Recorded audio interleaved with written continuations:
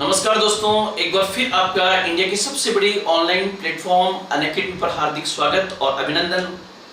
आज हम अंतर्राष्ट्रीय संबंधों की क्लास में एक और महत्वपूर्ण टॉपिक को आपके सामने करने जा रहे हैं, जिसका नाम है एनआरआई और पीआईओ, या मैं एक साथ कहूं तो इंडियन डायस्पोरा। ये एक बहुत ही महत्वपूर्ण टॉपिक है, जहां से कई बार एग्जाम में प्री और मेंस दोनों लेवल में पूछे गए हैं। इसलिए मैं आपसे अपेक्षा करूंगा कि आप इस टॉपिक को भी अपने प्री पॉइंट से भी और अपने मेंस के एग्जामिनेशन पॉइंट से भी बहुत बेहतर तरीके से तैयार करोगे। सबसे पहले जिस इंडियन डायस्पोरा की हम बात कर रहे हैं, वहां से आपके एग्जाम में क्या क्या क्वेश्चन बन सकते हैं, उस पर मैं सबसे पहले आपको उसका विस्तृत रूप देना चाहूंगा कि सबसे पहले जिस टॉपिक को हम पढ़ने जा रहे हैं, वहां से एग्जाम में क्या क्या चीजें पूछी जा सकती है। जैसे सबसे पहला पॉइंट जो होगा वो होगा कि एनआरआई किसे कहते हैं, नॉन रेजिडेंट इंडियंस किसे कहते हैं, ये हम पढ़ेंगे। उसके बाद में पीआईओ क्या है, पीपल ऑफ इंडियन ओरिजिन क्या है। इसके साथ इन दोनों के बीच में एक टर्म और आती है, और वो आती है एसपीआईओ, जिसको हम कहते हैं stateless people of Indian origin. SPIO क्या है, इसको भी हम देखना चाहेंगे। उसके बाद में ओसीआई कार्ड क्या है, ओवरसीज सिटीजन ऑफ इंडिया का कार्ड क्या है, उसको हम देखेंगे। नेक्स्ट जो है, फिर उसके बाद में रिवर्स माइग्रेशन क्या होता है, उल्टा प्रवास किसे कहते हैं, इसको भी हम देखने का यहाँ पर प्रयास करेंगे। रिवर्स माइग्रेशन या उल्टा प्रवास। एक टॉपिक हमारा होगा ब्रेन ड्रेन क्या है। ब्रेन ड्रेन जो है, हमारे माननीय प्रधानमंत्री श्रीमान मोदी जी ने ये शब्द दिया है। ब्रेन ड्रेन से आप क्या समझते हैं। इसी प्रकार से एनआरआई डे हम कब मनाते हैं, एनआरआई समिट सबसे पहले कब स्टार्ट हुई, और एनआरआई समिट स्टार्ट करने की सिफारिश किस समिति ने दी थी, उस समिति को हम कहते हैं सिंघवी समिति। तो यहां पर हम सिंघवी समिति को भी बहुत बेहतर तरीके से आपके एग्जामिनेशन पॉइंट से बताने का प्रयास करेंगे। साथ ही साथ सिंघवी समिति ने क्या अपेक्षाएं सरकार से की थी कि क्या क्या होना चाहिए। उसके बाद में एक शब्द आपके पास में एक क्वेश्चन मेंस के अंदर आपका बनना चाहिए कि एनआरआई और पीआईओ को भारतीय संस्कृति के साथ पुनः क्यों भारत से जोड़ा जाना चाहिए। ये क्वेश्चन भी आपका बन सकता है। एक बन सकता है कि हमारी एनआरआई से क्या अपेक्षा है, प्रवासी भारतीयों से हम क्या अपेक्षाएं करते हैं। जिस प्रकार से इजराइल के डायस्पोरा और चाइनीज जो डायस्पोरा है, उन्होंने अपने देश के लिए किस प्रकार से अपना काम किया है, उसी प्रकार की अपेक्षा भारत सरकार हमारे प्रवासी भारतीयों से करती है। एक हम ये भी पढ़ेंगे कि एनआरआई और पीआईओ को भारत के साथ जोड़ने के लिए भारत सरकार ने अब तक कौन कौन से कदम उठाए हैं। वो कदम पिछली बार एग्जाम में पूछे गए थे, इस बार और आपका प्रश्न बन सकता है। क्वेश्चन क्या होगा, भारत सरकार ने एनआरआई और पीआईओ को भारतीय संस्कृति के साथ जोड़ने के लिए कौन कौन से कदम उठाए हैं। तो यहाँ पर कदमों की हम बात करेंगे तो एक सबसे पहला बिंदु जो आएगा वो आएगा दोहरी नागरिकता, डबल सिटीजनशिप का जो प्रोविजन किया गया है, दोहरी नागरिकता का प्रावधान, डबल सिटीजनशिप। इसी प्रकार से आपको पता होगा भारत सरकार ने विभिन्न देशों के साथ में सामाजिक सुरक्षा समझौता किया है। इसी को हम कहेंगे सामाजिक सुरक्षा समझौता, सोशल सिक्योरिटी एग्रीमेंट जो है वो गवर्नमेंट ऑफ इंडिया ने विभिन्न देशों के साथ में किया है। ये सामाजिक सुरक्षा समझौता क्या होता है। इसके अलावा पीआईओ कार्ड क्या होता है, ओसीआई कार्ड क्या होता है, ये और प्लस इंश्योरेंस के तहत कौन कौन से कदम उठाए जा रहे हैं। एक हम ये देखेंगे कि पूरे वर्ल्ड में कितने प्रवासी भारतीय और हमारे पीआईओ भारत से बाहर है। तो इन सब का एनालिसिस करने का प्रयास जो है हम हमारे आज के इस टॉपिक में करेंगे। तो इस टॉपिक के माध्यम से बहुत सारे पॉइंट्स को मैं आपके सामने प्रस्तुत करने का प्रयास करूंगा, जिसमें मुख्य होंगे NRI, PIO card, OCI card, reverse migration और ब्रेन ड्रेन क्या है। तो इन सब चीजों के लिए आज हम शुरू कर रहे हैं आपका इंडियन डायस्पोरा। अब दोस्तों सबसे पहला शब्द जो आएगा वो सबसे पहला शब्द आपके पास में होगा कि सर नागरिक किसे कहते हैं। नागरिक किसे कहते हैं, सिटीजन किसे कहते हैं, तो ध्यान रखना नागरिक की परिभाषा हर देश के संविधान में लगभग अलग अलग होती है, लेकिन बहुत सारी समानताएं भी होती है उस परिभाषा के अंदर। अगर हम हमारे देश के दृष्टिकोण से देखें तो नागरिक किसे कहते हैं, एक सामान्य परिभाषा क्या होगी, तो किसी भी राष्ट्र के अंतर्गत रहने वाले वे तमाम लोग, वापस सुनना, किसी भी राष्ट्र के अंतर्गत रहने वाले वे तमाम लोग जिन्हें उस देश के संविधान के सभी मौलिक अधिकार, वैधानिक अधिकार और संवैधानिक अधिकार प्राप्त होते हैं, उन्हें उस देश का नागरिक कहा जाता है। तो वापस ध्यान रखना, सामान्यतः किसी राष्ट्र के अंतर्गत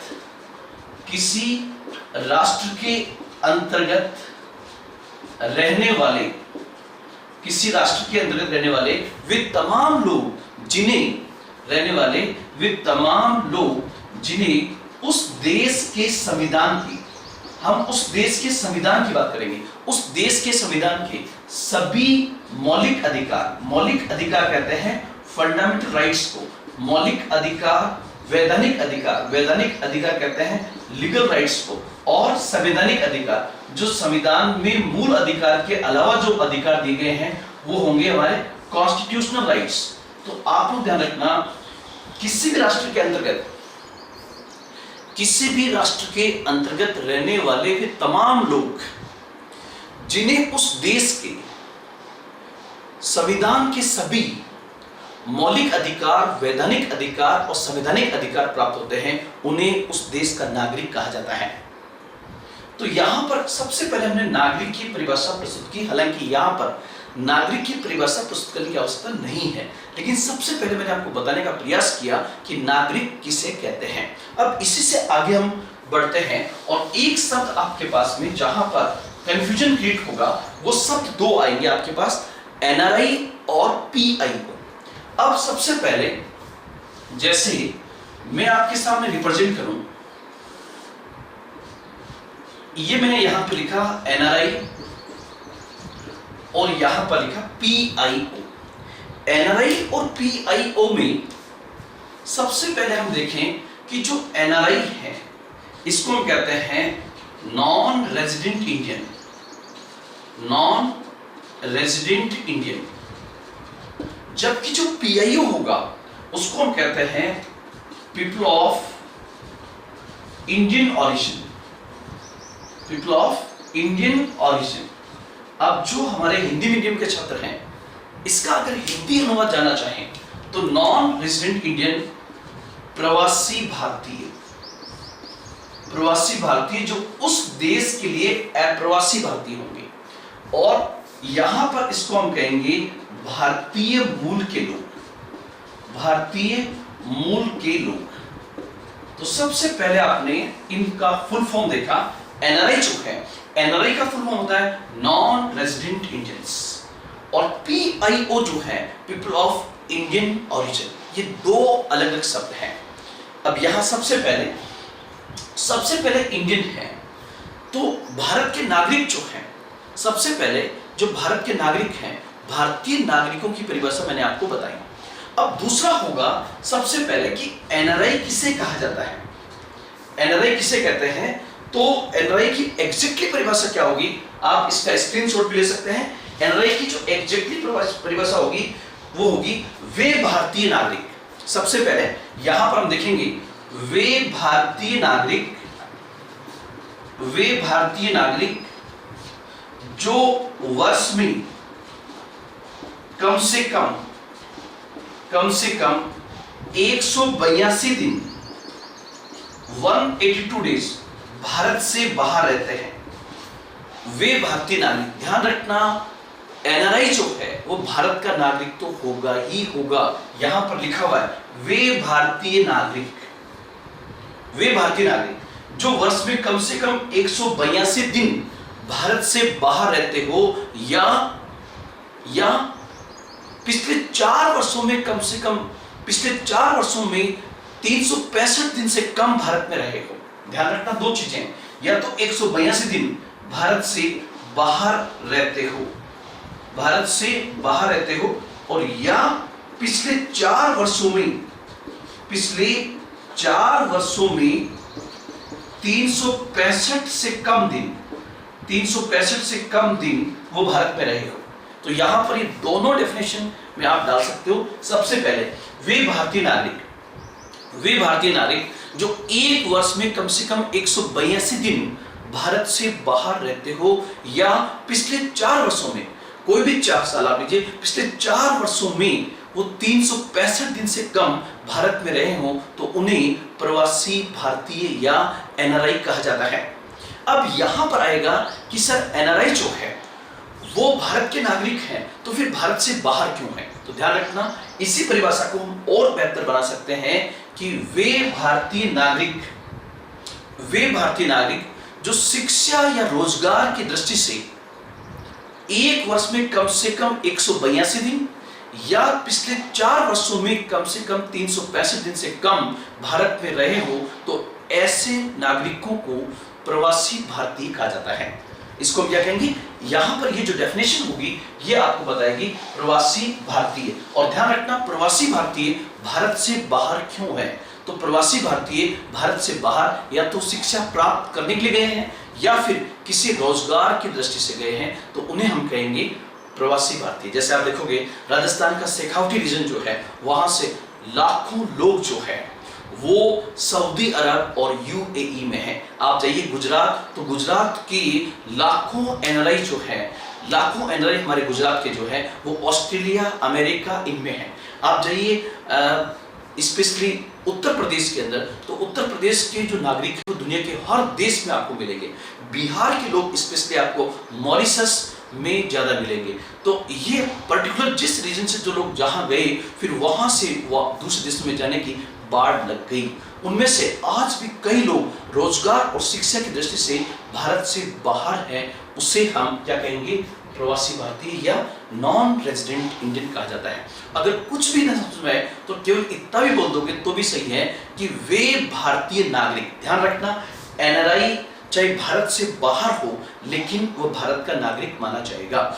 वे भारतीय नागरिक जो शिक्षा या रोजगार की दृष्टि से भारत से बाहर हो, उन्हें प्रवासी भारतीय कहा जाता है। और एग्जैक्टली जो परिभाषा होगी वो क्या होगी? वे भारतीय नागरिक जो वर्ष में कम से कम 182 दिन भारत से बाहर रहते हो या पिछले 4 वर्षों में 365 दिन से कम भारत में रहे हो, उन्हें प्रवासी भारतीय कहा जाता है। उन्हें प्रवासी भारतीय कहा जाता है। और वो भारत से बाहर किस लिए गए? तो शिक्षा एवं रोजगार के लिए वे भारत से बाहर गए हुए हैं। और इनकी संख्या, ध्यान रखना, प्रवासी भारतीयों की संख्या वैश्विक स्तर पर करोड़ों की संख्या के अंदर है। तो उसका मैं आपको डाटा दूंगा कि कितने लोग जो है भारत से बाहर हैं। इस क्रम में आगे हम देखें तो एक चीज और आएगी, भारतीय मूल के लोग किसे कहते हैं? ये सब भी बहुत इंपॉर्टेंट है, बहुत बार पूछा गया है। मैं सबसे पहले भारतीय मूल के लोगों के बारे में बात करूं। जैसे एग्जाम्पल देना चाहूंगा भारतीय मूल के लोग, जैसे सुनीता विलियम्स का मैंने एक एग्जाम्पल दिया आपके सामने। सुनीता विलियम्स, आपने नाम सुना होगा सुनीता विलियम्स का। सुनीता विलियम्स बेसिकली अमेरिका की बहुत प्रसिद्ध वैज्ञानिक है जो अमेरिका में स्पेस ट्रेवलर के रूप में बाहर गई।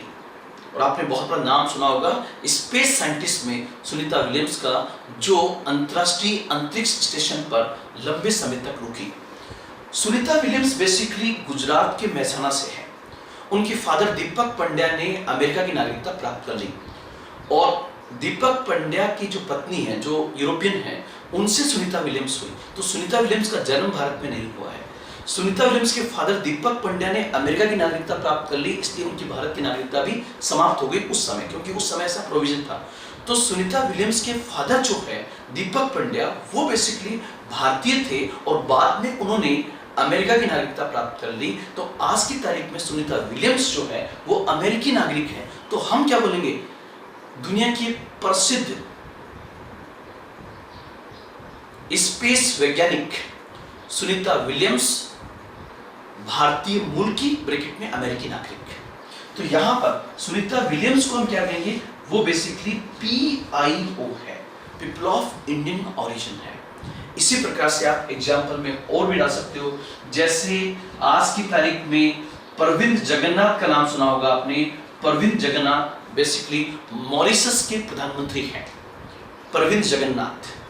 तो प्रविंद जगन्नाथ जो मॉरिशस के प्रधानमंत्री हैं, उनके दादा दादी या माता पिता में से कोई एक भारतीय रहा हुआ है और वर्तमान में प्रविंद जगन्नाथ किसी और देश के नागरिक हैं, तो वो भारत के लिए क्या कहलाएंगे? भारतीय मूल के लोग। तो सबसे पहले मैंने आपको एग्जाम्पल से समझाने का प्रयास किया। अब इसकी परिभाषा देखें तो परिभाषा में क्या आएगा? परिभाषा में कोई भी ऐसा व्यक्ति, सबसे पहले भारतीय मूल का लोग किसे कहेंगे? कोई भी ऐसा व्यक्ति, कोई भी ऐसा व्यक्ति। अब कोई भी ऐसा व्यक्ति कौन होगा? जिसके माता पिता, ध्यान रखना माता ऑब्लिक पिता है, जिसके माता पिता या दादा दादी या नाना नानी, कोई भी ऐसा व्यक्ति जिसके माता पिता या दादा दादी या नाना नानी में से कोई एक भारत शासन अधिनियम 1935 के अंतर्गत ब्रैकेट में भारत का निवासी रहा हो एवं वर्तमान में वो किसी और देश का नागरिक हो, तो उसे PIO कहा जाता है। ध्यान रखना, वापस रिपीट कर रहा हूं, कोई भी ऐसा व्यक्ति जिसके माता पिता या दादा दादी या नाना नानी में से कोई एक 1935 के अधिनियम के अंतर्गत वाले भारत का निवासी रहा हो। मतलब यहां पर भारत कौन सा कंसीडर किया गया है? 1947 के बाद वाला, 1947 से पहले वाला, या 1935 के अधिनियम के अंतर्गत जो भारत था उस भारत की बात यहां पर की जा रही है। तो एक साथ वापस बोलें, कोई भी ऐसा व्यक्ति जिसके माता पिता या दादा दादी या नाना नानी में से कोई एक 1935 के अधिनियम के अंतर्गत आने वाले भारत का निवासी रहा हो, या तो ये ऑप्शन है। दूसरा ऑप्शन और है कि या उसके पास कभी भारतीय पासपोर्ट रहा हो, या उसके पास कभी भारतीय पासपोर्ट रहा हो एवं वर्तमान में वो किसी और देश का नागरिक है, वर्तमान में वो किसी और देश का नागरिक है, तो ऐसे व्यक्ति को PIO कहा जाता है। इसको हम कहेंगे पीपल ऑफ इंडियन ओरिजिन। तो ये कहलाएगा PIO। दो ऑप्शन इसके अंदर है। कोई भी ऐसा व्यक्ति, जैसे किसी के फादर भारतीय रहे हो, किसी के मदर भारतीय रही हो, या उसके दादा दादी में से कोई एक भारतीय रहा हो, या नाना नानी में से कोई एक भारतीय रहा हो, अगर ये सब भी नहीं और कभी उसके पास भारतीय पासपोर्ट रहा हो, तो उसे PIO कहा जाएगा। ध्यान रखना, जैसे मैं एक एग्जांपल देता हूं आपको कि सोनिया गांधी बाय बर्थ भारतीय नहीं है। सोनिया गांधी ने भारत के पूर्व प्रधानमंत्री राजीव गांधी से शादी की और उसके बाद उन्होंने एक निश्चित प्रक्रिया के तहत जो हमारे संविधान में दी गई है उसके तहत भारत की नागरिकता प्राप्त कर ली, और जब भारत की नागरिकता प्राप्त कर ली तो वो भारतीय नागरिक हो गई। और मान लीजिए भविष्य में वो भारत की नागरिकता छोड़कर किसी और देश की नागरिकता ले लेती है, तब भी सोनिया गांधी क्या कहलाएगी? PIO, जबकि उनके माता पिता दादा दादी नाना नानी में से कोई भारतीय नहीं रहा है। तो ध्यान रखना, लेकिन हम जिसकी बात कर रहे हैं 99% ये वाले लोग हैं। कौन से? वे व्यक्ति, वे लोग जिनके माता पिता दादा दादी या नाना नानी में से कोई एक 1935 के अधिनियम के अंतर्गत वाले भारत का निवासी रहा हो और वर्तमान में वो किसी और देश का नागरिक हो, तो उसे भारतीय मूल के लोग या PIO कहा जाता है। एक बेसिक डिफरेंस आप देखिए कि NRI जो है वो आज भी भारत का नागरिक है। जो NRI है वो आज भी भारत का नागरिक है, लेकिन जो PIO है ये वर्तमान में भारत का नागरिक नहीं है, ये किसी और देश का नागरिक है। तो सबसे पहले मैंने आपको एनआरआई और पीआईओ को बहुत बेहतर तरीके से समझाने का प्रयास किया। अगर फिर भी आपको समझ में नहीं आया हो तो आप कमेंट बॉक्स में कमेंट लिख करके डाल सकते हैं। इसके बाद हम आगे बढ़े तो एक चीज जो मैंने सबसे पहले बोली आपके सामने, और वो वर्ड था इंडियन डायस्पोरा। इंडियन डायस्पोरा जो है उस वर्ड की बात करें तो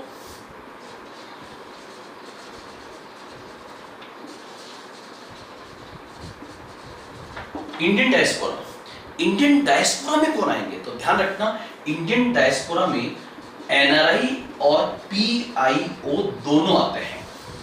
इंडियन डायस्पोरा की बात करेंगे तो इंडियन डायस्पोरा में एनआरआई और पीआईओ दोनों आते हैं। ये भारत का नागरिक ही है जो भारत से बाहर शिक्षा या रोजगार की दृष्टि से भारत से बाहर है।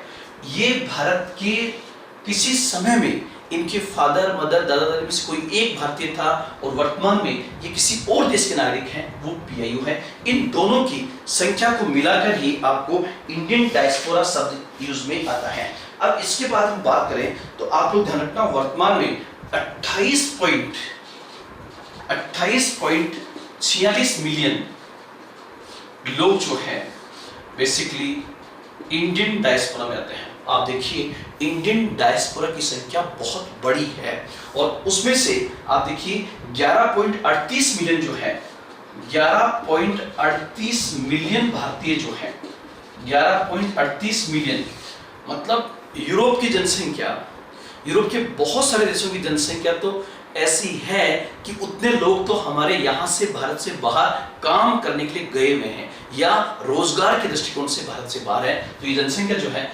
11.38 मिलियन है।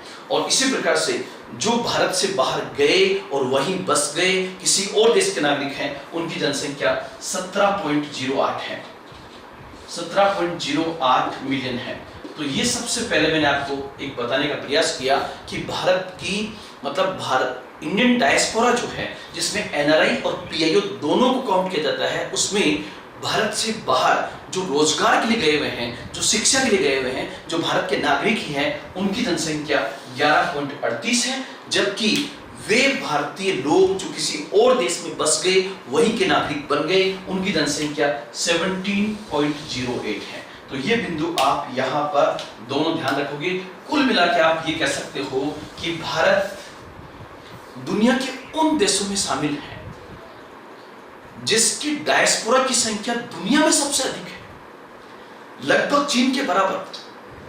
मतलब अगर आप पूरी दुनिया में घूम जाओगे तो दुनिया के चप्पे चप्पे पर आपको भारतीय व्यक्ति मिलेगा। इतना हमारा इंडियन कल्चर इतना फैला हुआ है। अब वो क्यों गए, वो चाहे शिक्षा के पॉइंट से गए हो, रोजगार के दृष्टिकोण से गए हो, या औपनिवेशिक काल में अंग्रेजों के समय अंग्रेज उनको लेके चले गए हो, तो वो उन्हीं देशों में जाके बस गए। आज भी हमारे एनआरआई जो है बहुत बड़ी संख्या में दूसरे देशों में है। ये इंडियन डायस्पोरा है। अब हम इन इंडियन डायस्पोरा की बात क्यों कर रहे हैं, इस मुद्दे पे मैं आऊंगा, लेकिन उससे पहले एक दो चीज और समझाऊंगा। लंबे समय तक जो लोग भारत से बाहर गए हुए हैं और जिन्होंने हमारे यहाँ पर बहुत बड़ी भूमिका अदा की हमारी अर्थव्यवस्था को दिशा देने के अंदर, भारत सरकार ने ऐसे कोई कदम ही नहीं उठाए ताकि उनके हितों को ध्यान रखा जा सके। इसलिए वो लोग स्पेशली पीआईओ भारतीय मूल के जो लोग थे, जो किसी और देश के नागरिक थे, वो भारत से कट गए। एनआरआई तो चूंकि भारत से अटैच रहेगा, क्योंकि उसके पास भारत का पासपोर्ट रहेगा, वो अब भी अपने परिवार के भरण पोषण के लिए, शिक्षा के लिए, रोजगार के लिए भारत से बाहर गया हुआ है, तो वो तो जुड़ा रहेगा। लेकिन पीआईओ भारत से कट गए। इसलिए कई बड़े एक्सपर्ट्स ने भारत सरकार को यह सलाह दी कि इन्हें पुनः भारत सरकार के साथ जोड़ा जाए। इस बात पे मैं आऊंगा, उससे पहले हम एक पॉइंट आपके सामने और रखना चाहेंगे, और वो शब्द होगा आपका, वो बिंदु जो है, एक शब्द एक बार किसी पीसीएस एग्जाम में पूछा गया था, मुझे याद नहीं आ रहा है, चाहे बीपीएससी में था या मध्य प्रदेश पीसीएस में था। क्वेश्चन पूछा गया था कि एसपीआईओ क्या है। ये क्वेश्चन पूछा गया था, एसपीआईओ क्या है। इसको हम पूरा एक साथ लिखें तो होगा stateless people of Indian origin. Stateless people of Indian origin, ये आपका कहलाएगा SPIO। नाम से ही पता लग गया, वे भारतीय लोग जो भारत से बाहर जाने के बाद, कोई व्यक्ति अगर लगातार भारत से बाहर रहेगा, जैसे मान लीजिए कोई व्यक्ति भारत से ऑस्ट्रेलिया जाता है, तो यहां से उसको जाने के लिए भारतीय पासपोर्ट की आवश्यकता पड़ेगी, और ऑस्ट्रेलिया जब जाएगा तो उससे वह भारतीय एम्बेसी को जरूर सूचित करेगा कि वह ऑस्ट्रेलिया में आया हुआ है। अब सपोज कीजिए कि ऑस्ट्रेलिया में रहते दौरान उसका पासपोर्ट खो गया, फिर भी उसने परवाह नहीं की और वो कई सालों तक वहीं पड़ा रहा, तो ध्यान रखना, लगातार आप अगर बिना सूचना दिए किसी और देश में रहते हो तो आपको पहले तो आपकी भारत की नागरिकता समाप्त हो जाएगी। अब भारत की नागरिकता आपकी समाप्त हो गई है और जिस देश में गए उस देश की नागरिकता भी आपके पास नहीं है, तो ऐसे लोग जिनके पास न तो भारत की नागरिकता है न उनके पास किसी और देश की नागरिकता है, उसे SPIO कहते हैं। और SPIO का जो फुल फॉर्म है वो है stateless people of Indian origin. क्या कहेंगे उसको? SPIO, stateless people of Indian origin.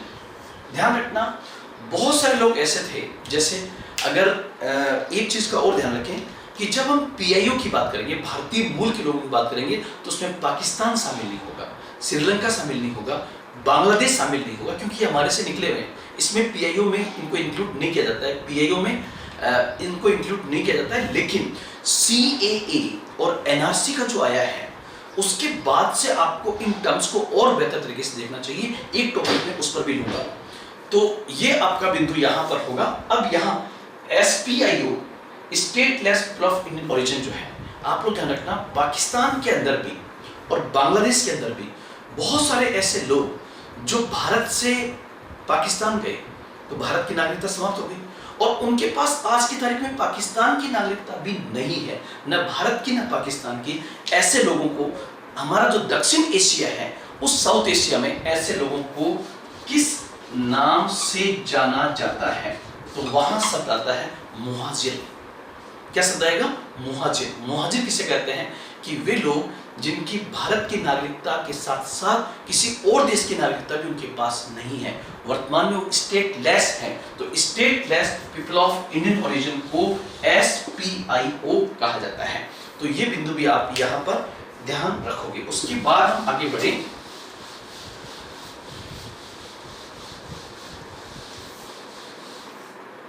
अब आप देखिए, जैसे इंडियन डायस्पोरा जो है,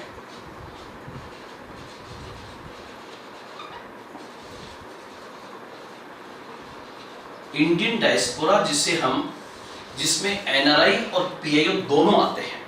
इंडियन डायस्पोरा में NRI और PIO दोनों आते हैं।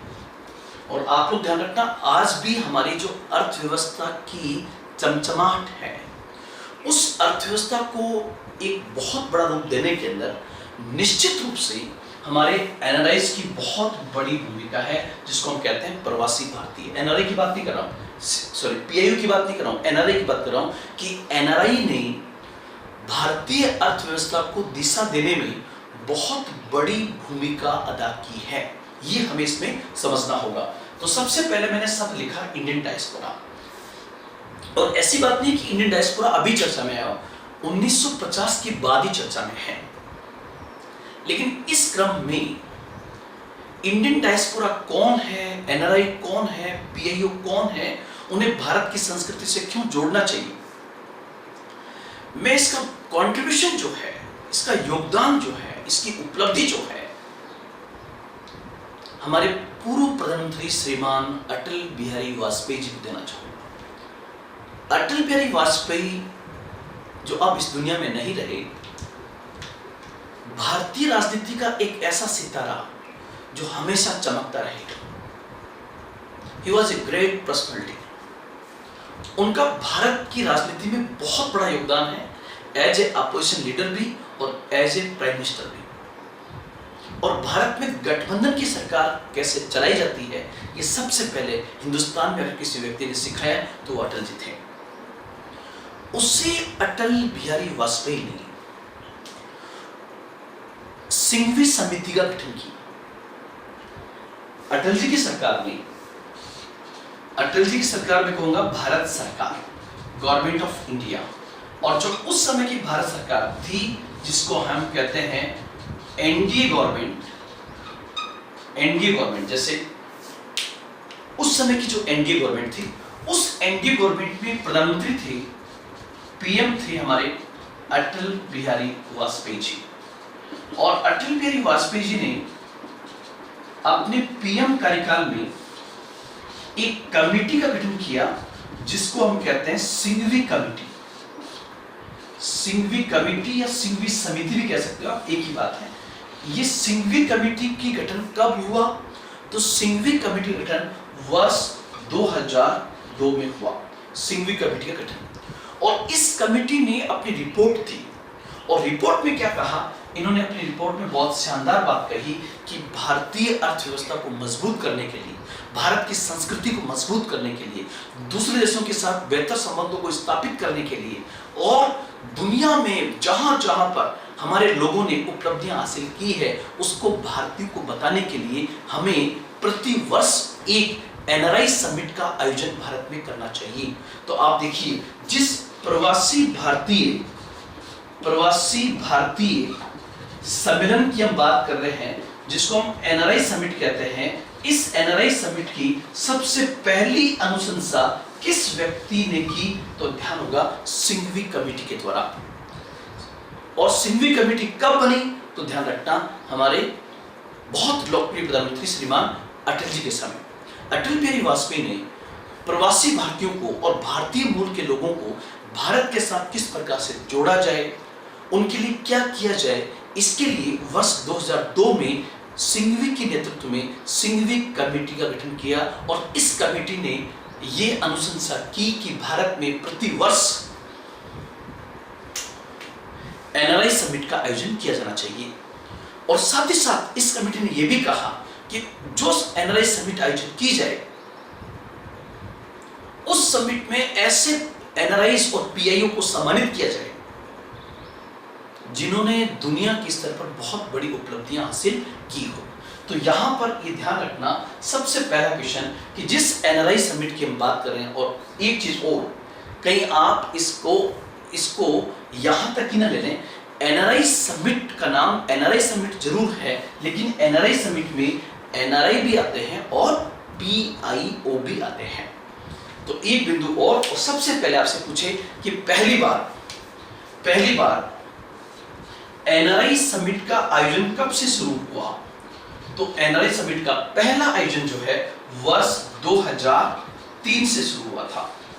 एनआरआई समिट का सबसे पहली बार जो आयोजन हुआ है वो हुआ वर्ष 2003 से। ये बिंदु भी आप बहुत बेहतर तरीके से इसमें याद रखोगे। अब मुद्दा आया कि अगर हम साल में एनआरआई समिट मनाएं तो किस दिन मनाएं? तो यहां पर भी सिंघवी कमेटी ने एक बहुत महत्वपूर्ण बिंदु दिया, और वो महत्वपूर्ण बिंदु क्या था? इन्होंने ये अनुशंसा की कि भारत में अगर सबसे बड़ा कद किसी का है तो हमारे राष्ट्रपिता गांधी जी का है। और गांधी जी दक्षिण अफ्रीका से भारत, गांधी जी भी एक प्रकार के एनआरआई थे जो उस समय भारत से साउथ अफ्रीका गए थे। और गांधी जी जो है वो गांधी जी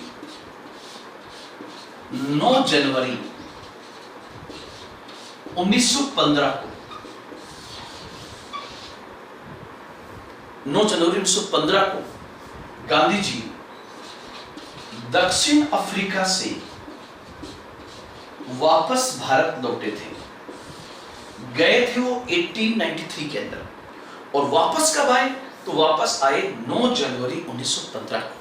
इसलिए ये डेट डिसाइड हुई कि जिस दिन गांधी जी साउथ अफ्रीका से वापस भारत लौटे, उस दिन को पूरे भारत में किस रूप में मनाया जाए? तो उससे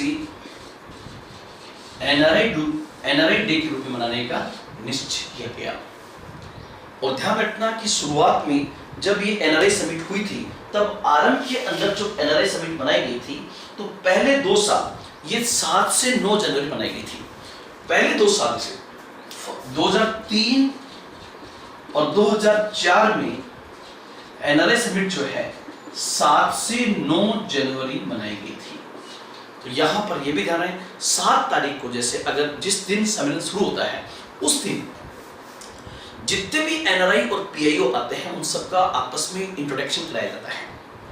फिर उसके बाद नेक्स्ट जो है उसके बाद में 7, 8 तारीख को और 9 तारीख को 9 तारीख को उसमें एनआरआई डे मनाया जाता है, प्रवासी भारतीय सम्मेलन मनाया जाता है।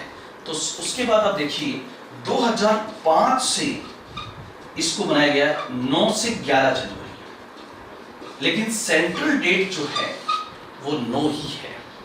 अब आप देखोगे पिछले वर्ष जो है मतलब वर्ष 2019 के अंदर, वर्ष 2019 के अंदर जो है वर्ष 2019 में हमने जो एनआरआई समिट मनाई है जनरली किस दिन मनाई जाती है, तो उत्तर होगा 7 से 9 जनवरी या 9 से 11 जनवरी। पहले 2 साल 7 से 9 जनवरी, उसके बाद 9 से 11 बनाई गई थी।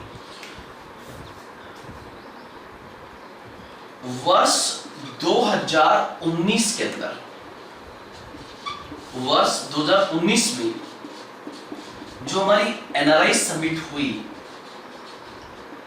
वो पहली बात तो कहां हुई, तो उत्तर होगा बनारस में। बनारस किसका नाम है, वाराणसी का। वाराणसी को बनारस कहते हैं। और ध्यान रखना दुनिया के सबसे जीवित शहरों में से एक शहर कौन सा है, बनारस है। बनारस के आसपास के जितने शहर थे वो खत्म हो गए आज की तारीख में, दुनिया में है ही नहीं, लेकिन बनारस अब भी जिंदा है। इसलिए आपसे पूछे कि भारत के सबसे जीवित शहरों में से, सबसे प्राचीनतम जीवित शहरों में से शहर कौन सा है, तो उत्तर होगा आपका बनारस, जिसको आज की तारीख में क्या कहते हैं, वाराणसी। उस वाराणसी के अंदर 21 से 23 जनवरी 2019 को इस बार हमारा एनआरआई समिट मनाया गया। तो जैसी बात आपके दिमाग में आएगा कि सर 21 से 23, जबकि आप तो कह रहे हो 7 जनवरी, 7 से 9 जनवरी या 9 से 11 जनवरी को मनाया जाता है, फिर 21 से 23 क्यों? तो ध्यान रखना, आपको पता होगा वर्ष 2019 के अंदर ही इलाहाबाद में कुंभ मेला हुआ था। और कुंभ मेले के दौरान, कुंभ जो है भारत का सबसे पवित्र स्नान में से एक माना जाता है, और कुंभ मेले के दौरान आपको पता है कि करोड़ों लोग उत्तर प्रदेश में आए, इलाहाबाद में आए। इसलिए उस भारी संख्या बल को देखते हुए और प्रशासनिक व्यवस्था सुचारू रूप से हो सके, इसलिए थोड़ा सा इस बार एनआरआई समिट की डेट को आगे बढ़ाया गया। और कब किया गया, तो होगा 21 से 23 जनवरी 2019 को। ऐसा क्यों किया गया, ताकि कुंभ मेले के कारण ऐसा किया गया था। इससे जस्ट पहले कुंभ मेला चल रहा था, उस दोनों की डेट आसपास में थी, इसलिए इसको थोड़ा सा आगे बढ़ाया गया था। उसके बाद हम आगे बढ़े तो 3 बिंदु यहां पर फिर ध्यान रखोगे आप, NRI summit, NRI day, Singhvi committee और लेटेस्ट जहां पर हुई है, सबको याद करने की आवश्यकता नहीं है। लेटेस्ट जो है वो आपको ध्यान रखना है। एक आपको पता है, मैं आपसे एक क्वेश्चन पूछना चाहूंगा और आप उसको कमेंट बॉक्स में डालना, उससे मुझे बड़ी खुशी होगी कि आप मेरी इस वीडियो पर एक्टिव हो। और क्वेश्चन मेरा क्या है, आपको पता है कि गांधी जी भारत में कब आए वापस अफ्रीका से, 1915, और 1915 के 100 वर्ष कब पूरे हो रहे हैं, तो 2015। और 2015 में एनआरआई समिट का आयोजन कहां हुआ था, ये मेरा पहला क्वेश्चन है कि वर्ष 2015 में जब गांधी जी को भारत आने के 100 वर्ष कंप्लीट हुए, तो उस समय हमने एनआरआई समिट किस शहर में बनाई थी। आप कमेंट बॉक्स में जवाब दें, फिर मैं आपका उसका उत्तर आपको मैं दूंगा। तो ये क्वेश्चन आपसे है। नेक्स्ट, उसके बाद हम आगे बढ़ते हैं और नेक्स्ट पॉइंट हमारा जो होगा वो बिंदु होगा कि गवर्नमेंट ऑफ इंडिया जो है, भारत सरकार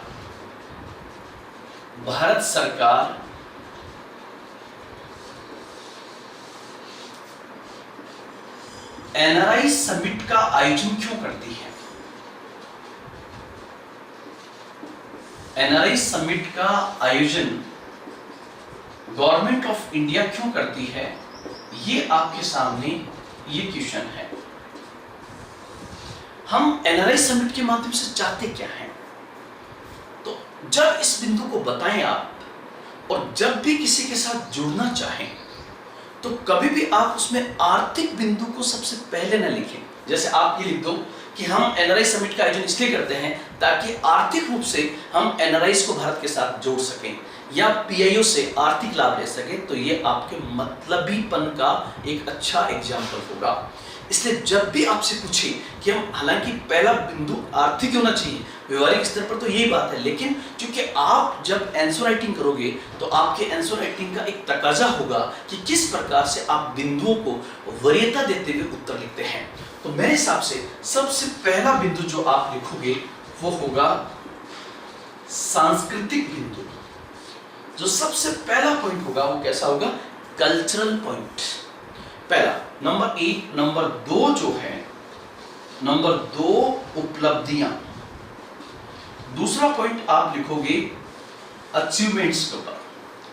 तीसरा पॉइंट जो आपका होगा, तीसरा बिंदु, वो आपको जरूर डालना है और वो बिंदु होगा गैर आधिकारिक राजदूत। गैर आधिकारिक राजदूत, ये आपका तीसरा पॉइंट होगा। और चौथा पॉइंट जो आपका होगा वो फिर आप लिखना आर्थिक पॉइंट से।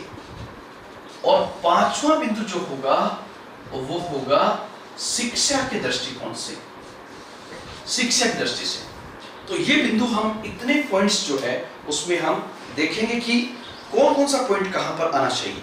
अब यहां से हम आगे बढ़े तो सबसे पहला बिंदु कि भारत सरकार एनआरआई समिट का आयोजन क्यों करती है, या भारत सरकार लगातार प्रवासी भारतीयों के लिए बेहतर कदम क्यों उठाना चाहती है।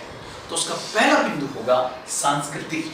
यहां सांस्कृतिक का मतलब क्या होगा कि इस प्रकार के आयोजनों को बार बार करके प्रवासी भारतीय एवं भारतीय मूल के लोगों को भारतीय संस्कृति के साथ पुनः जोड़ना, उन्हें भारतीय मिट्टी के साथ जोड़ना, भारत की मिट्टी के साथ उनके जुड़ाव को और अधिक मजबूत करना, ये पहला ऑब्जेक्ट है।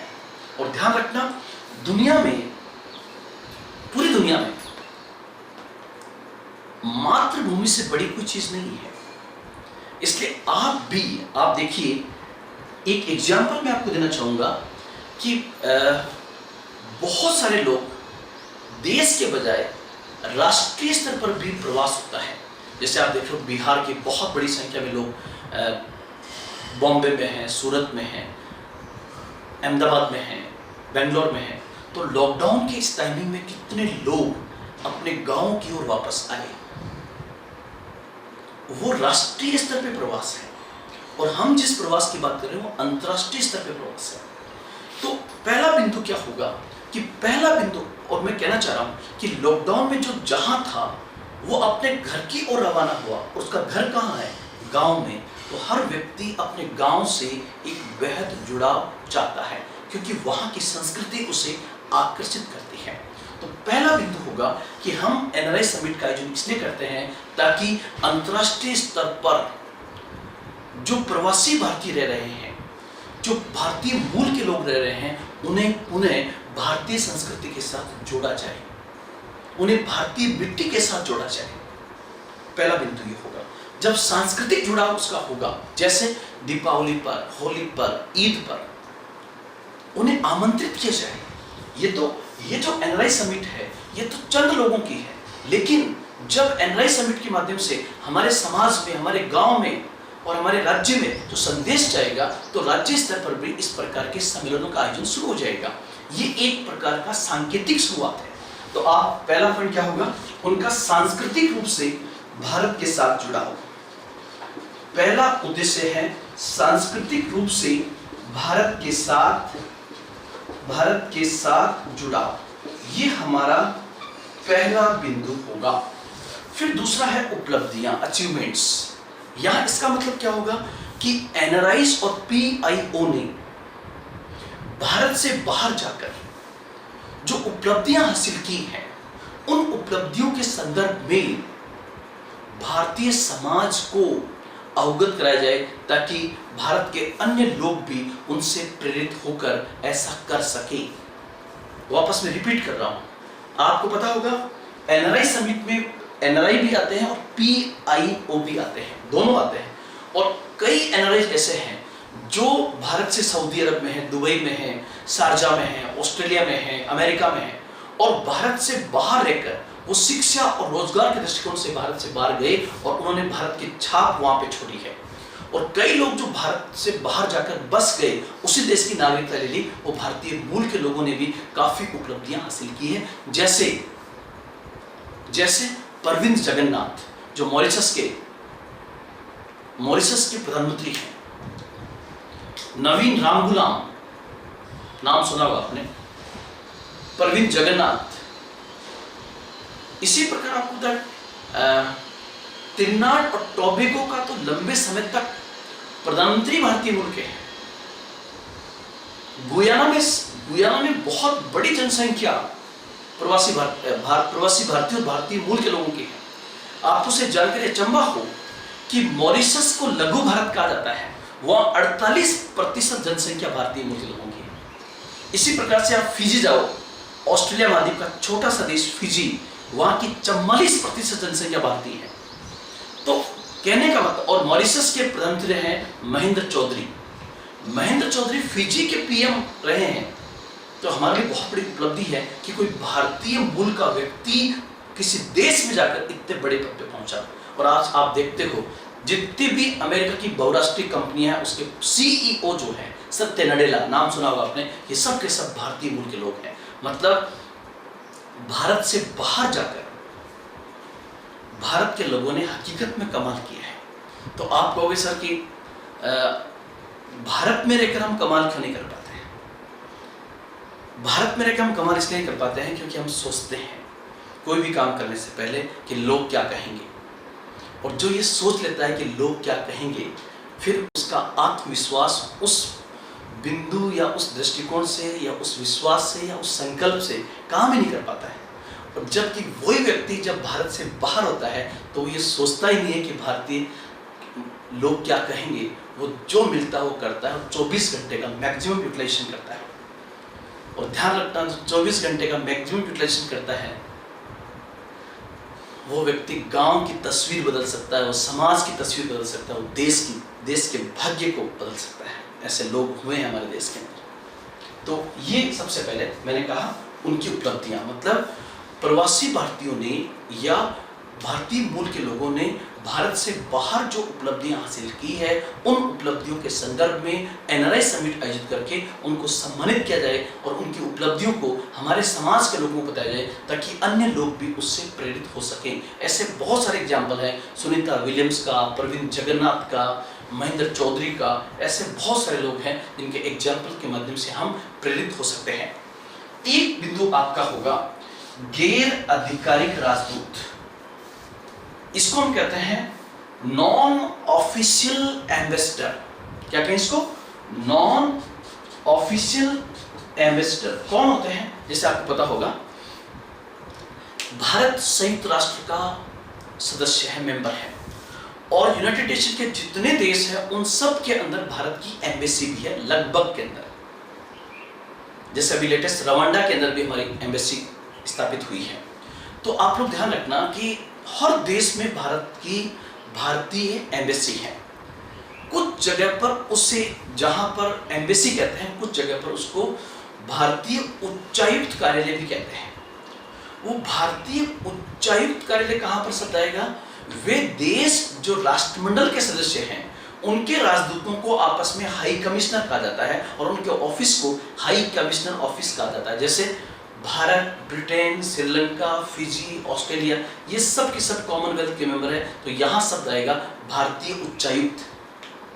लेकिन जो कॉमनवेल्थ के मेंबर नहीं है वहां हमारे शब्द आएगा राजदूत। जैसे भारत का राजदूत अमेरिका के अंदर, अमेरिका कॉमनवेल्थ का मेंबर नहीं है। तो मैं आपको कहना चाहूंगा कि भारत का हर देश में राजदूत या उच्चायुक्त लगभग हर जगह है, और उस राजदूत का मुख्य काम है उस देश के साथ हमारे बेहतर संबंध स्थापित करना। लेकिन आपको जानकर शायद आश्चर्य हो कि हमारे सरकारी राजदूतों ने वो भूमिका अदा नहीं की या उतनी बेहतर तरीके से नहीं की जितना उस देश में रहने वाले एनआरआई और पीआईओ ने कर दी है। जैसे भारत अमेरिका संबंधों को स्थापित करने में एनआरआई और पीआईओ ने बहुत बड़ी भूमिका अदा की है। ये भूमिका अदा करनी चाहिए थी राजदूतों को, लेकिन अदा की है हमारे एनआरआई और पीआईओ ने। ये शब्द क्या आया? गैर आधिकारिक राजदूत। वो राजदूत नहीं है, फिर भी वो भूमिका अदा कर रहे हैं। नॉन ऑफिशियल एम्बेसडर, यहाँ पर नॉन ऑफिशियल एम्बेसडर शब्द किसके लिए आया है? तो आया है भारत से बाहर रह रहे एनआरआई और पीआईओ के लिए, जिन्होंने उन देशों में रहकर भारत के साथ बेहतर संबंध स्थापित करने में अपना अहम रोल अदा किया है। फिर जो सबसे पहला बिंदु होना चाहिए था वो हमारा बिंदु कौन सा है? चौथा नंबर, फोर्थ पॉइंट। चौथा पॉइंट क्या हमारा? कि 21वीं शताब्दी के अंदर, 21st सेंचुरी के अंदर, 21वीं शताब्दी में यदि हमें भारतीय अर्थव्यवस्था को एक नए आयाम पर स्थापित करना है, यदि भारतीय अर्थव्यवस्था को हमें नई ऊंचाइयां छुआनी है, यदि भारतीय अर्थव्यवस्था को विकासशील देशों की कैटेगरी में सबसे आगे लाना है, यदि भारतीय अर्थव्यवस्था को विकसित देशों के समक्ष उसके पैरेलल अगर हमें खड़ा करना है, कोविड-19 का जो संकट आया है उसके बाद हमारी अर्थव्यवस्था को नया बूम देना है, तो निश्चित रूप से हमें एनआरआई और पीआईओ के साथ बेहतर संबंध स्थापित करना होगा, ताकि वो भारतीय अर्थव्यवस्था में निवेश करके भारतीय अर्थव्यवस्था को एक नई दिशा दे सके। और ध्यान रखना, वर्ष 2003 के अंदर, वर्ष 2002 से अटल जी की सरकार ने जो कदम उठाया उसके आश्चर्यजनक परिणाम देखने को मिले। और उनको भी महसूस होता है, क्योंकि व्यक्ति जो है, जो जीवन जी रहा है, वो केवल पैसे के लिए नहीं जीता है। हम जो पढ़ते हैं, आप पढ़ाते हैं, आप पढ़ाते हैं, हम पढ़ते हैं, आप कमाते हैं या कोई और कमाता है, ये सब किसके लिए? अपने कल्चर को मजबूत करने के लिए, अपनी संस्कृति को मजबूत करने के लिए। क्योंकि मानव ही एक ऐसा है जिसके पास कल्चर है, बाकी अन्य जीवों के पास सांस्कृतिक जीवन नहीं है। तो हमारा सांस्कृतिक पक्ष बहुत मजबूत होना चाहिए। और पूरी दुनिया के अंदर भारत का सबसे मजबूत अगर पक्ष है तो क्या है? हमारा कल्चरल पक्ष है। इसलिए हम उन्हें भारत की संस्कृति के साथ जोड़ें तो बाकी काम तो अपने आप ही हो जाएंगे। फिर नेक्स्ट पॉइंट आएगा शिक्षा।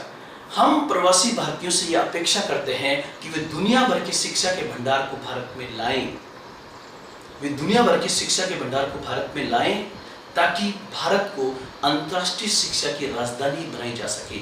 आज जैसे हमारे स्टूडेंट्स जो है वो कैम्ब्रिज पढ़ने जा रहे हैं, स्टैनफोर्ड पढ़ने जा रहे हैं, तो कैम्ब्रिज भारत में क्यों नहीं हो सकती? ऐसी व्यवस्था कौन कर सकते हैं? एनआरआई और पीआईओ के माध्यम से हो सकती है। तो ये हमारा क्वेश्चन था कि भारत सरकार एनआरआई समिट का आयोजन क्यों करती है। उसके बाद हम आगे बढ़ेंगे और दो शब्द आपसे एग्जाम में पूछे जा सकते हैं जो चर्चा में चल रहे हैं। एक शब्द तो आपका आ सकता है, दो वर्ड, एक होता है उल्टा प्रवास। इंडियन डायस्पोरा में दो वर्ड और आते हैं, एक तो उल्टा प्रवास, इसको हम कहते हैं रिवर्स माइग्रेशन, रिवर्स माइग्रेशन शब्द आता है, और एक आता है ब्रेन ड्रेन।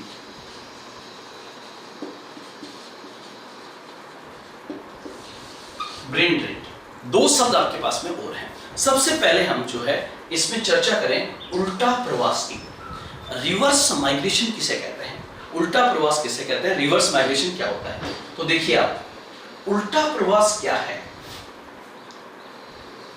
पहले मैं आपको एकदम सिंपली परिभाषा में समझाता हूं या एक एग्जांपल देके समझाता हूं। सपोज कीजिए जैसे अभी पूरी दुनिया में कोरोना संकट पैदा हुआ और कोरोना संकट के बाद जो जहां था वो अपने वतन की ओर लौटने लगा, अपने गांव की ओर लौटने लगा, तो ये हो रहा उल्टा प्रवास, रिवर्स माइग्रेशन। जैसे मान लीजिए चीन के अंदर सबसे पहले चीन से कोरोना वायरस फैला तो सबसे पहले जो खलबलाहट हुई एनआरआईज के अंदर, वो सबसे पहले चाइना में हुई, जहां पर लाखों भारतीय रुके हुए थे और उन्होंने भारत लौटना शुरू कर दिया। जब किसी देश के प्रवासी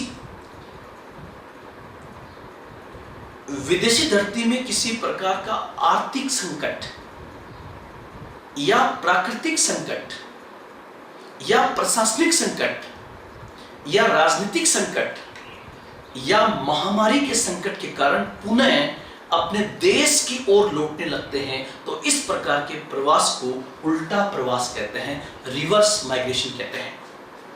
और ध्यान रखना, रिवर्स माइग्रेशन हमेशा अर्थव्यवस्था पर नेगेटिव इंपैक्ट डालता है। एक तो वहां पर कमा रहा था, जैसे एक सऊदी अरब में मान लीजिए एक भारतीय कमा रहा है मंथली 2 लाख रुपए, और वो वापस वहां से भारत वापस आ जाए कोरोना संकट के कारण, तो पहली बात तो प्रति माह मिलने वाला 2 लाख रुपए भारत को बंद हो गया। और दूसरा पॉइंट, वही उसके परिवार को मिले, भारत को मिले, बात तो बराबर, पैसा तो भारत में आ रहा है, तो वो लाभकारी है। लेकिन कोरोना संकट के कारण जब वापस भारत में लौट गया, तो उसको मिलने वाला 2 लाख रुपए बंद हो गया, साथ ही साथ वो बेरोजगार हो गया। तो उल्टा प्रवास हमेशा किसी अर्थव्यवस्था पर नेगेटिव इंपैक्ट आता है। और ये कब आता है? जब किसी देश में, जैसे मान लीजिए दक्षिण सूडान में, सूडान और दक्षिण सूडान के बीच में जबरदस्त वहां पर लड़ाई चल रही है, तो उसके कारण भारत सरकार ने दक्षिण सूडान से अपने तमाम नागरिकों को निकाला। ये कैसा प्रवास है? ये रिवर्स माइग्रेशन है, उल्टा प्रवास है। इसके आगे हम बढ़े तो एक शब्द और आएगा आपके पास, ब्रेन ड्रेन। ब्रेन ड्रेन क्या होता है? ब्रेन का ड्रेन होना। जैसे आपको पता है कि कई बार हम रोना भी रोते हैं कि यार सत्य नडेला गया, या बड़े बड़े वैज्ञानिक किसी अमेरिका में चले गए। जब किसी देश के योग्य डॉक्टर, इंजीनियर, प्रतिभावान पत्रकार आदि अपने देश से किसी अन्य देश में चले जाते हैं, परंतु फिर भी उनसे यदि फायदा उठाया जाए, तो यह प्रक्रिया ब्रेन ड्रेन कहलाती है। जैसे एग्जांपल, सत्य नडेला जो अमेरिका की बहुराष्ट्रीय कंपनी के अंदर सीईओ है। सत्य नडेला का यहां से जाना निश्चित रूप से हमारे लिए नुकसानदायक है, लेकिन हम इस बात का रोना कब तक रोएंगे? सत्य नडेला अगर भारत में रहते तो शायद माइक्रोसॉफ्ट के सीईओ नहीं बन पाते, लेकिन अगर वो भारत से बाहर हैं और सीईओ के पद पर हैं, तो चूंकि वो भारतीय हैं तो हमें उनका फायदा उठाना चाहिए। तो जाएगा ब्रेन ड्रेन। तो सबसे पहले ब्रेन क्या है? ब्रेन का मतलब प्रतिभाएं और ड्रेन का मतलब निष्कासन। ब्रेन ड्रेन, प्रतिभाओं का निष्कासन। जब किसी देश के योग्य डॉक्टर, इंजीनियर, पत्रकार आदि का अपने देश से किसी अन्य देश में आकर्षक वेतन भत्तों और सुविधाओं के कारण वे अपने देश के कारण अपने देश को छोड़कर किसी अन्य देश में चले जाते हैं, तो इस प्रक्रिया को ब्रेन ड्रेन कहा जाता है।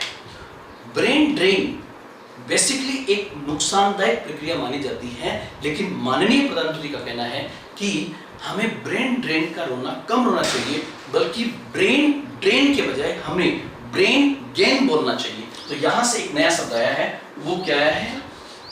Brain gain. ब्रेन गेन का मतलब क्या होगा? जो ब्रेन हमारा यहां से चला गया, जैसे सत्य नडेला, सुनीता विलियम्स, हम अब भी उनसे कुछ हासिल कर सकते हैं। तो यह प्रक्रिया क्या कहलाएगी? Brain gain. उपलब्धि, हमारे यहां से प्रतिभाओं का जाना कहलाएगा ब्रेन ड्रेन, और उन प्रतिभाओं से बहुत बेहतर तरीके से उनसे बहुत सारे लाभ प्राप्त करना क्या कहलाएगा? Brain gain. तो ये बिंदु भी आप यहां पर ध्यान में रखोगे। उसके बाद हम आगे बढ़े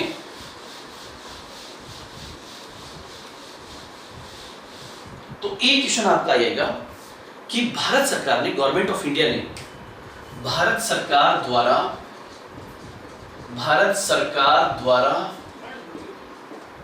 NRI/PIO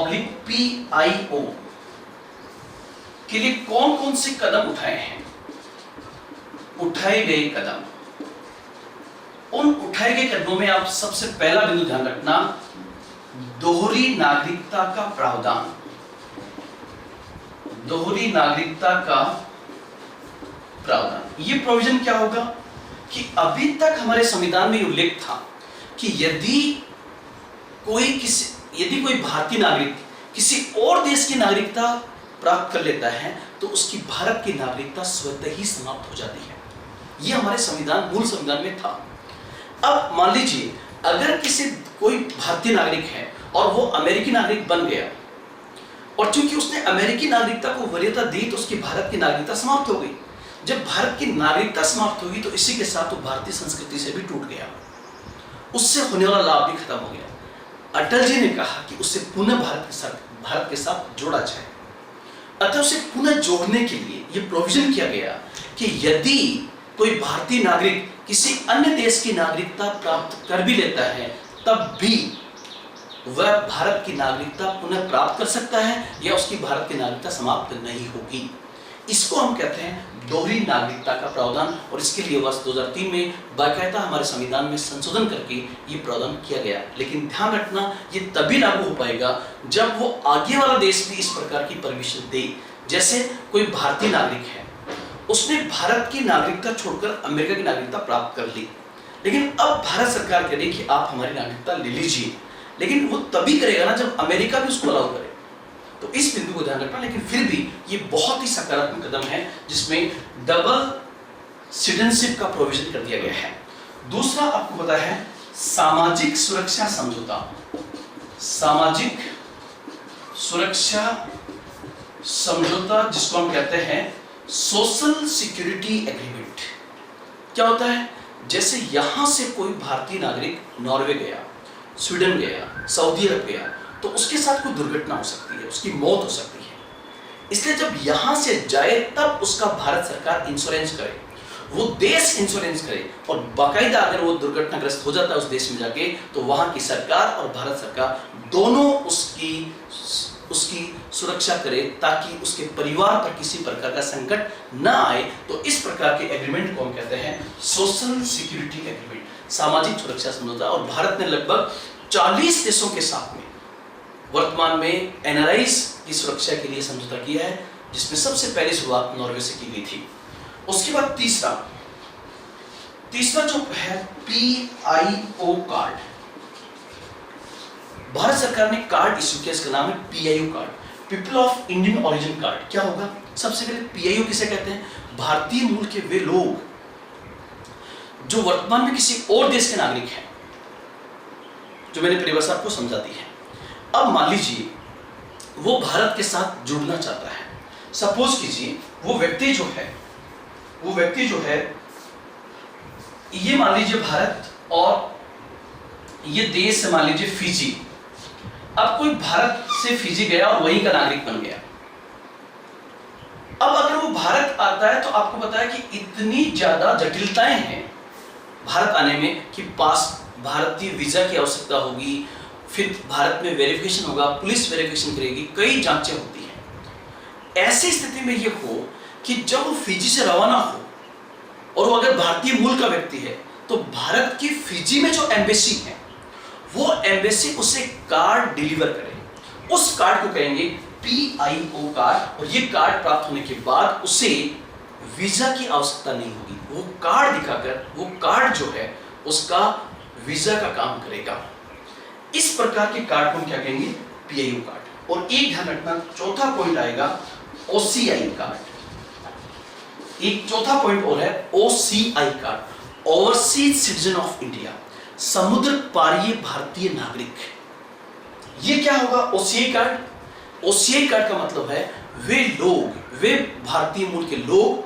ध्यान रखना, ये पीआईओ कार्ड क्या हो सकता है, ओसीआई कार्ड क्या हो सकता है, एनआरआई को नहीं पड़ेगी, क्योंकि एनआरआई तो भारत का नागरिक है ही है। ये किसको आवश्यकता पड़ेगी, तो बेसिकली आवश्यकता पड़ेगी किसको, पीआईओ को, पीपल ऑफ इंडियन ओरिजिन को। अब क्या होगा कि यदि भारतीय मूल का कोई व्यक्ति भारत की नागरिकता प्राप्त करना चाहता है तो भारत की दोहरी नागरिकता के अंतर्गत तो नागरिकता प्राप्त कर सकता है अगर उसका देश भी अलाउ करे।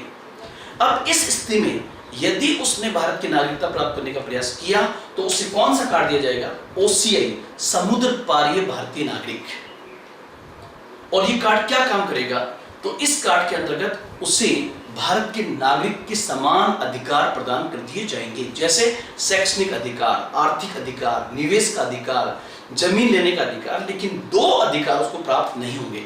मतलब ओसीआई में और भारत में केवल 2 होंगे, उसे चुनाव में वोटिंग का अधिकार नहीं होगा, और दूसरा वो चुनाव में खड़ा भी नहीं हो सकता। बाकी सभी अधिकार जो भारत के नागरिकों को मिलते हैं वो कार्ड उसको इसके तहत मिल जाएंगे। तो ये आपका होगा दोहरी नागरिकता, सामाजिक सुरक्षा और ओसीआई कार्ड। एक आपको पता है भारतीय समुदाय कल्याण कोष की स्थापना भी की गई है, तो उस बिंदु को भी आप याद रख सकते हो। भारतीय समुदाय कल्याण कोष की स्थापना भी एनआरआई की सहायता करने के लिए की गई है। तो दोस्तों आज हमारा ये पूरा टॉपिक जो था वो बेसिकली एनआरआई और पीआईओ पर था, और मैंने अपनी तरफ से इसका एक बेहतर एनालिसिस करने का प्रयास आपके सामने किया। कल हम फिर एक नए अंतर्राष्ट्रीय टॉपिक के साथ फिर मिलेंगे। आज इतना ही। जय हिंद, जय भारत।